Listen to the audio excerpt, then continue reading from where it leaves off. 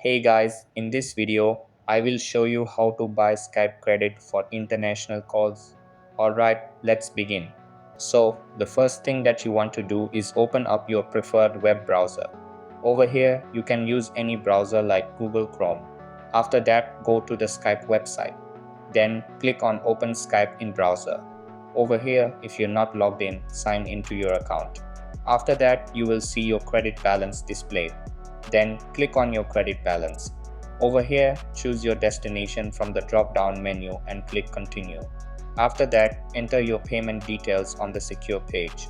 Then double-check your details and click on Pay Now.